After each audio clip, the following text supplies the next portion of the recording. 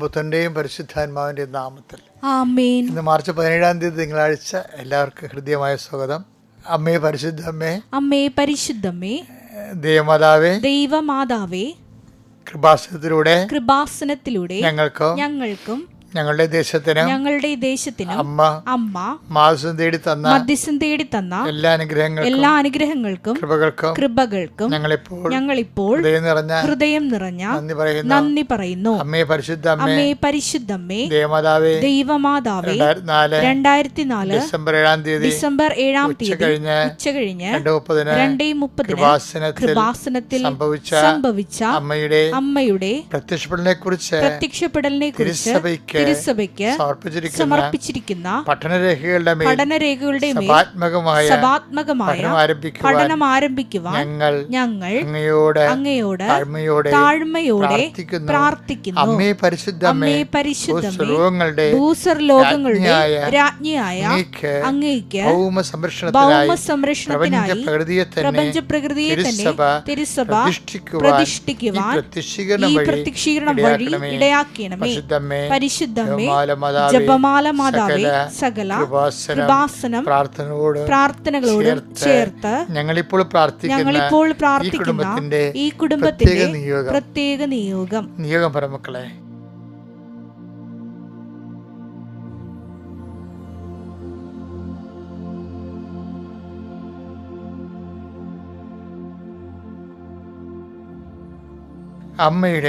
അമ്മയുടെ പ്രത്യക്ഷീകരണത്തിന്റെ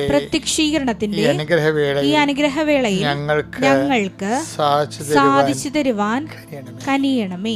ആമേൻ. വിശ്വാസ പ്രമാണം. സർവശക്തനായ പിതാവും ആകാശത്തിന്റെയും ഭൂമിയുടെയും സൃഷ്ടാവുമായ ദൈവത്തിൽ ഞാൻ വിശ്വസിക്കുന്നു.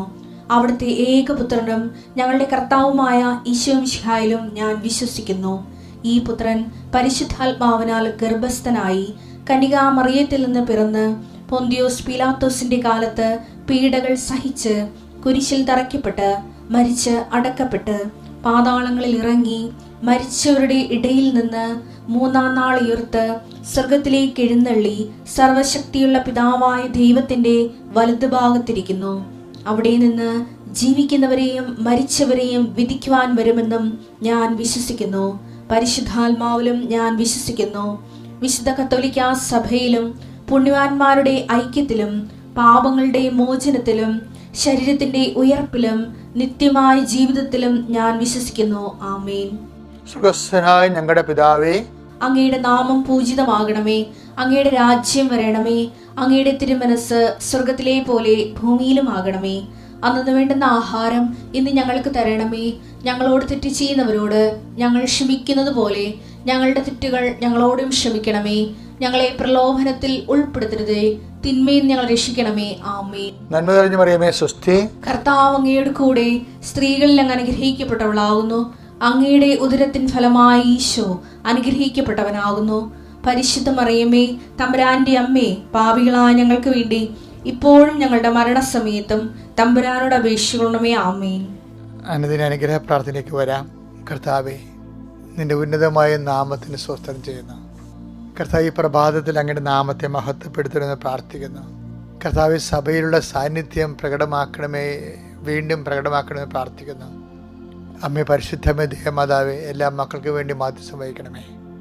എൻ്റെ കർത്താവിൻ്റെ ഉന്നതമായ നാമത്തിൽ സഭയുടെ അധികാരത്തിൽ കുരിശിൻ്റെ അടയാളത്തിൽ ദൈവശക്തിയാൽ നിങ്ങളുടെ കുടുംബം ഇന്നത്തെ ദിവസം ഈ 17-ാം തീയതി തിങ്കളാഴ്ച ഈശോയുടെ നാമത്തിൽ അനുഗ്രഹിക്കപ്പെടട്ടെ. ഇന്ന് പുതുതായിട്ട് തുടങ്ങി വെക്കുന്ന കാര്യങ്ങളുണ്ട് ചില കുടുംബങ്ങളെ. ചിലർ വീട് പണി തുടങ്ങുന്നു, ചിലർ ചില കാര്യങ്ങൾക്ക് വേണ്ടി ഇട്ടുകൂട്ടുകൾ തുടങ്ങുന്നു,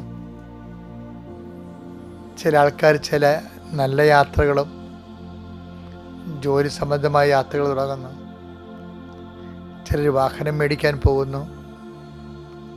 അങ്ങനെ വ്യത്യസ്തങ്ങളായ പുതിയ സംരംഭങ്ങളെയാണ് ഈ പ്രഭാതത്തിൽ നമ്മൾ സമർപ്പിക്കുന്നത്.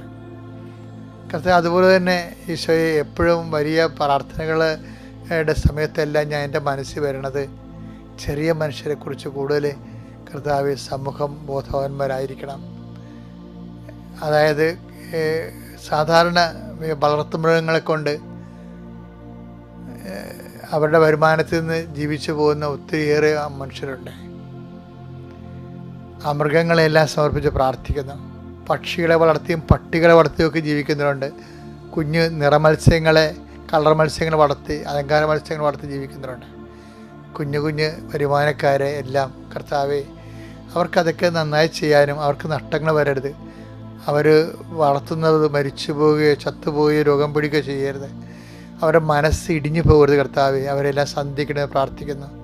പഠിക്കുന്ന മക്കൾ, വലിയ പ്രതീക്ഷയോടെ പഠിക്കുന്ന മക്കൾ, അവർക്ക് നിരാശയില്ലാതെ കർത്താവെ അവർ ന്യായമായിട്ടുള്ള കാര്യങ്ങൾ ആശിക്കാനും ദൈവഹിതപ്രകാരം അതിനെ ഉൾക്കൊള്ളുവാനും, പരാജയങ്ങൾ വന്നിട്ട്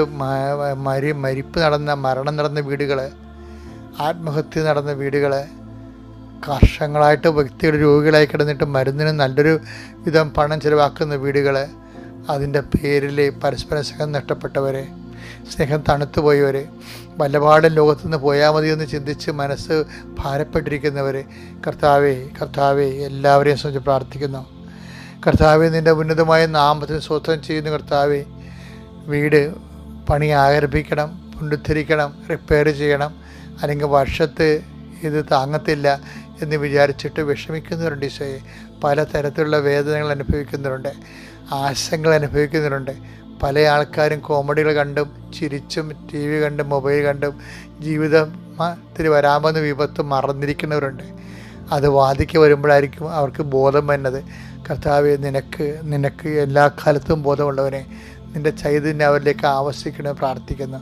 അവർക്ക് ബോധമുണ്ട്. അവർക്ക് ഉത്തരവാദിത്തോടെ ജീവിക്കാൻ ആവശ്യമായ കൃപയാൽ കർത്താവെ അങ്ങനെ മക്കളെ നിറക്കണമേ. പരീക്ഷ എഴുതാൻ പോകുന്നവർ, പരീക്ഷ കഴിഞ്ഞവരെ എല്ലാവരും ഓർത്ത് പ്രാർത്ഥിക്കുന്നു. ഓരോരോ സർട്ടിഫിക്കറ്റുകൾ വേണ്ടി പ്രാർത്ഥിക്കുന്നവരെ, കർത്താവെ, ഓരോരോ മേൽഗതിക്ക് വേണ്ടി ഉദ്യമങ്ങളിൽ പോകുന്നവരെ, ആധ്യാത്മിക തകർന്നു പോയവർ, ആധ്യാത്മിക പ്രാർത്ഥനാ ജീവിതം കുറഞ്ഞു പോയവർ എല്ലാവരും സുഖ പ്രാർത്ഥിക്കുന്നു. കർത്താവെ, ഓരോരോ തീരുമാനം എടുക്കാനും എടുത്ത തീരുമാനം നിലനിൽക്കുവാനും അത് കുടുംബത്തിന് ശ്രേയസ്കരമാകുവാനും എൻ്റെ കർത്താവിൻ്റെ ഉന്നതമായ നാമത്തിൽ സഭയുടെ അധികാരത്തിൽ ഇന്നത്തെ നിൻ്റെ മുഴുവൻ സംരംഭങ്ങളെ, മുഴുവൻ ചിന്തകളെ, മുഴുവൻ തീരുമാനങ്ങളെ, മുഴുവൻ ഇടപാടുകളെ കർത്താവ് അനുഗ്രഹിക്കട്ടെ. Praise the Lord. എൻ്റെ പ്രിയപ്പെട്ടവരെ, നമ്മളെത്ര വിശ്വാസം ഉണ്ടാകുന്നാലും വിശ്വാസം പോകുന്നൊരു സമയമുണ്ട്. ഇപ്പോൾ കഴിഞ്ഞ ദിവസങ്ങളിലൊരു കൊച്ച് തൃശ്ശൂർക്കാരത്തി സാക്ഷ്യം പറഞ്ഞു, ഞങ്ങളുടെ വീട് ദൈവത്തോട് ഭയങ്കര അടുത്ത വീടായിരുന്നു. എൻ്റെ അപ്പൻ പ്രാർത്ഥനയായിരുന്നു. ഞങ്ങളാണെങ്കിൽ തന്നെ പള്ളി പ്രാർത്ഥനയും അതുപോലെ തന്നെ കുടുംബത്തിലെ കർത്താവിൻ്റെ കുടുംബ പ്രാർത്ഥനയ്ക്കുള്ള വീടായിരുന്നു. പക്ഷേ എൻ്റെ ചേട്ടൻ ആങ്ങള വണ്ടി ഇടിച്ച് മരിച്ചപ്പോൾ എൻ്റെ അമ്മക്ക് വട്ടായിപ്പോയി. അമ്മ 50 പ്രാവശ്യം ആത്മഹത്യ ചെയ്യാൻ ശ്രമിച്ചെന്ന്. എന്നിട്ട് ഇവള് 50 പ്രാവശ്യം ഉപവസിച്ച്. ചില മക്കളൊക്കെ ഉണ്ടെങ്കിലേ കുടുംബം രക്ഷപ്പെടും. ഈ ലോകത്തെ സഹനത്തെ ആർക്കും കൈകാര്യം ചെയ്യാൻ പറ്റിയിട്ടില്ല. എല്ലാവർക്കും സുഖവും സന്തോഷമൊക്കെയാണ് കൈകാര്യം ചെയ്യാൻ പറ്റിയിരിക്കുന്നത്. സഹനത്തെ കൈകാര്യം ചെയ്യാൻ പറ്റത്തില്ല. ഇപ്പം ബുദ്ധൻ വന്നപ്പോഴും ബുദ്ധൻ പറഞ്ഞ എന്താണ്? Desire is the cause of evil എന്ന് പറയും. ഡിസയറാണ് ഈ എല്ലാ തിന്മകളുടെയും കാരണമെന്ന് പറയും. ഈ ക്രിസ്തു വന്നപ്പോൾ എന്ത് ചെയ്ത്? സഹനത്തെ ഫേസ് ചെയ്ത്, സഹനത്തെ അക്സെപ്റ്റ് ചെയ്യാൻ തീരുമാനിച്ചു. അക്സെപ്റ്റ് ചെയ്തതിന് ശേഷം അത് മനുഷ്യൻ്റെ എല്ലാ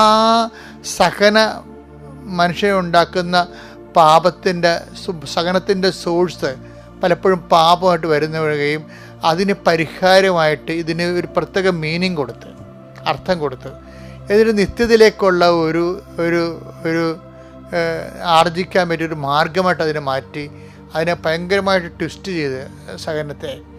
അതുകൊണ്ട് തന്നെ ഈ രണ്ട് കാര്യം ജീവിതത്തിലുള്ള സഹനമുണ്ട്, സന്തോഷമുള്ളത് കാരണം രണ്ടിനെയും നെഞ്ചു പിരിച്ച് സ്വീകരിക്കാനുള്ള ഒരു തൻ്റെ ഇടം മനുഷ്യന് ഉണ്ടാകുന്ന രീതിയിലാണ് ഈ ക്രിസ്ത്യാനിറ്റി രൂപകൽപ്പന ചെയ്തിരിക്കുന്നത്. ഇപ്പോൾ യോഹന്നാൻ 1:29 വായിക്കത്തില്ലേ? ഇതാ ദൈവത്തിൻ്റെ കുഞ്ഞാടെന്ന് പറയുന്ന ആളാണ് സ്നാപക യോഹന്നാൻ. ക്രിസ്തുവിലുള്ള വിശ്വാസമാണ് ആദ്യം പോയത്. ഇപ്പോൾ സഹനം വരുമ്പോൾ, വിശപ്പ് വരുമ്പോൾ, ജയിലിലെ പീഡനങ്ങൾ വരുമ്പോൾ യോഹന്നാൻ സ്നാപകന് ഉടനെ ആ വിശ്വാസത്തിൻ്റെ അലൈൻമെൻറ്റ് പോയി. ക്രിസ്തുവിൽ സംശയമായി. 10 സുവിശേഷം 13:3 എന്താണ്? വരാനിരിക്കുന്നവൻ നീ തന്നെയോ അതോ ഞങ്ങൾ മറ്റൊരുവനെ പ്രതീക്ഷിക്കണമോ? യോഹന്നാൻ 1:29 ഇതാ ദൈവത്തിന്റെ കുഞ്ഞാടെന്ന് പറഞ്ഞ ആള് ഒരു സെക്കൻഡ് പീഡനങ്ങളിലേക്കും പ്രയാസങ്ങളിലേക്കും ബിഷപ്പിലേക്കും പോയപ്പോൾ ക്രിസ്തുവിലുള്ള വിശ്വാസം പോയി. പക്ഷേ യോഹന്നാൻ സ്നാപകന് വരെ ഇതാണ് അവസ്ഥയെങ്കിൽ നമ്മുടെയൊക്കെ അവസ്ഥ എന്തായിരിക്കും? അതാണ് സംഭവം. അപ്പോൾ സ്വാഭാവികമായിട്ട് ദൈവം ഇങ്ങനെയുള്ള ഒരു കാലാവസ്ഥ അനുവദിക്കും. യോഹന്നാനെ ഈശോ നീതീകരിച്ചെങ്കിൽ ഞാനും നീതീകരിച്ചു തരാം. യോഹന്നാൻ ഈശോ നീതീകരിച്ചില്ല. ഈശോ പറഞ്ഞു ഇടർച്ച ഉണ്ടായി, ഇടർച്ച ഇല്ലാത്തവനാണ് ഭാഗ്യവാൻ എന്ന് പറയും. അതാണ് വിഷയം. എന്നിൽ ഇടറാത്തവൻ ഭാഗ്യവാൻ. അപ്പം അതിൻ്റെ അർത്ഥം എന്താണ്? യോഹന്നാൻ ഇടറിയെന്നല്ലേ എൻ്റെ അർത്ഥം? യോഹന്നാൻ ഇടറിയെന്നല്ലേ? അപ്പോൾ ഈ വിശപ്പ് അറിയുന്നൊരു കാലമാണ് ഈ നോൻപ് കാലം. അത് കൃത്യമായിട്ട് വിശപ്പ് അറിയിക്കണ ഒരു മോക്ക് ഡ്രില്ല് പോലെയാണ് എന്ന് ഞാൻ പറഞ്ഞില്ലേ. അത് യഥാർത്ഥത്തിലുള്ള പ്രശ്നങ്ങൾ വരുമ്പോൾ നമുക്ക് പിടിച്ചു നിൽക്കാൻ വേണ്ടിയാണ് സഭ ഒരു പരിശീലന കാലഘട്ടം വെച്ചിരിക്കണം നോൻപിൻ്റെ. അതെപ്പോഴും നമ്മൾ ഓർക്കണം. ഇപ്പോൾ യോഹന്നാനെ സംബന്ധിച്ചിടത്തോളം, യോഹന്നാൻ സ്നാപകനെ സംബന്ധിച്ചിടത്തോളം കർത്താവിന് സംശയം ഉണ്ടായി. മത്തായി 3:11-12 വീശുമുറം അവന്റെ കയ്യിലുണ്ട്. അപ്പൊ വീശുമുറ കാര്യം ഇങ്ങയുടെ പിന്തുടർച്ചയാണ് ഈശോ എന്ന് വിചാരിച്ചത്. ഇങ്ങനെ വിഷകണ്ഠ ചുവടിന് കൊടാലി വെച്ചിരിക്കണം എന്നൊക്കെ പറഞ്ഞ ആളാണല്ലോ. അപ്പം അതിൻ്റെ പിന്തുടർച്ചയായിരിക്കും എന്ന് വിചാരിച്ചത്. പക്ഷെ അവിടെ ആദ്യം കരുണയല്ലേ കർത്താവ് കാണിച്ച എല്ലാവരോടും. എന്നിട്ട് നിങ്ങൾക്ക് മുമ്പ് വേശ്യകളും ചുങ്കക്കാരും സ്വകാര്യ പ്രവേശിക്കുന്നവരെ ഈശോ പറഞ്ഞ്. കാര്യം വെച്ച് കഴിഞ്ഞാൽ ഈശോ നോക്കുന്നത് ഒരു വിഷയത്തിൻ്റെ പിന്നിൽ പ്രവർത്തിക്കുന്ന ശക്തിയും പ്രേരണയും സ്വാധീനവും അവരാ വിഷയത്തെ എങ്ങനെ എടുക്കുന്നു. അപ്പോൾ അവർക്ക് പശ്ചാത്താപം ഉണ്ടെന്നുണ്ടെങ്കിൽ സ്വാഭാവികമായിട്ടും ഈശോ അതിനെ എഴുതി റൈറ്റ് ഓഫ് ചെയ്ത് കളയും. ഇപ്പോൾ സുവിശേഷത്തിന് ഏറ്റവും വലിയ വിഷയം പശ്ചാത്താപമാണ്. അതുകൊണ്ടാണ് പശ്ചാത്താപത്തെ അവസാനം വരെ ഹൈലൈറ്റ് ചെയ്യുന്നുണ്ട്.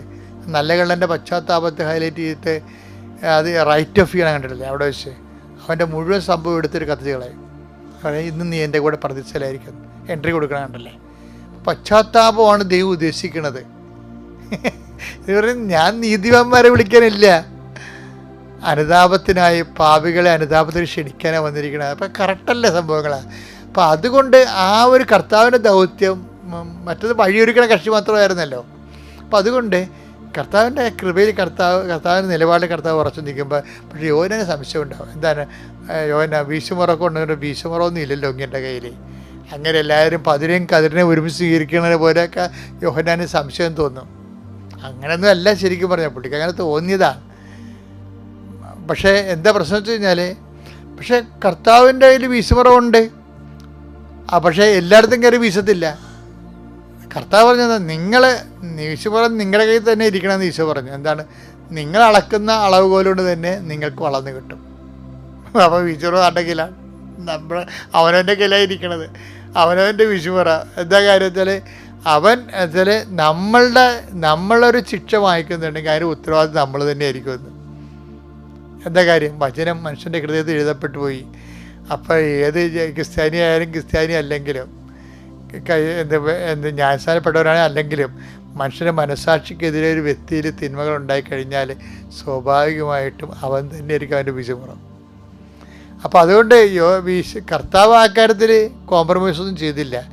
യോഹന്നാൻ പക്ഷേ വീശുമുറ ഇല്ല, എല്ലാവർക്കും ഇങ്ങനെ ചാക്കിരി പാസ് പോലെ ഓൾ പ്രൊമോഷൻ, പാപികളെയും വിശുദ്ധന്മാരെയും എല്ലാത്തിനും ഓൾ പ്രൊമോഷൻ കിട്ടും എന്നൊരു ഐഡിയ തെറ്റിദ്ധരിക്കണയാണ്.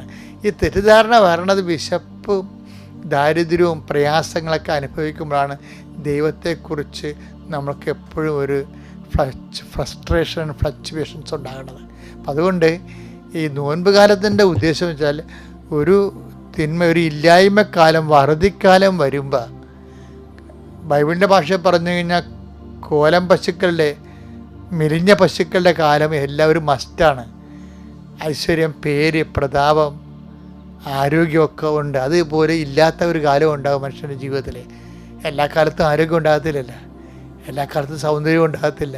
അപ്പോൾ ഇല്ലായ്മയുടെ കാലം, വറുതിക്കാലത്തെ അതിജീവിക്കാൻ വേണ്ടിയുള്ള ഒരുക്കം മനുഷ്യൻ്റെ ജീവിതത്തിൻ്റെ ഒരു ഭാഗമാക്കാൻ വേണ്ടിയാണ് സഭ നോൻപ് സ്ഥാപിച്ചിരിക്കുന്നത്. അത് ഇന്ന് നോൻപിന് വേണ്ടി മാത്രമല്ല, ഏത് കാലഘട്ടത്തിലൂടെയാണ് കടന്നു പോയാലും വർദ്ധിക്കാലമായാലും ദൈവത്തെ കൈവിടാതെ വിശ്വസിച്ചും പ്രാർത്ഥിച്ചും കൂടുതൽ സുഭിക്ഷിത കാലത്തേക്കാൾ കൂടുതൽ വിശ്വസിച്ചും പ്രാർത്ഥിച്ചും മുന്നേറാൻ ദൈവം നിങ്ങളെ സഹായിക്കണം എന്നുള്ളതാണ് ബൈബിളിൻ്റെ ഒരു ലക്ഷ്യം, ഉദ്ദേശം. അപ്പോൾ ബൈബിൾ അറിഞ്ഞ് സന്തോഷമായിട്ട് ജീവിക്കുക. നമുക്ക് അത്യപൂർവ ദൈവാനുഭവങ്ങൾ ഇനി നിങ്ങൾക്കും സ്വന്തം. ഈ യൂട്യൂബ് ചാനൽ ഇതുവരെ സബ്സ്ക്രൈബ് ചെയ്തിട്ടില്ലെങ്കിൽ ഇപ്പോൾ തന്നെ സബ്സ്ക്രൈബ് ചെയ്യുക. ഈ വീഡിയോ ഇപ്പോൾ തന്നെ നിങ്ങളുടെ സുഹൃത്തുക്കൾക്ക് ഷെയർ ചെയ്തുകൊണ്ട് കർത്താവിൻ്റെ പ്രേക്ഷിതരാകുക.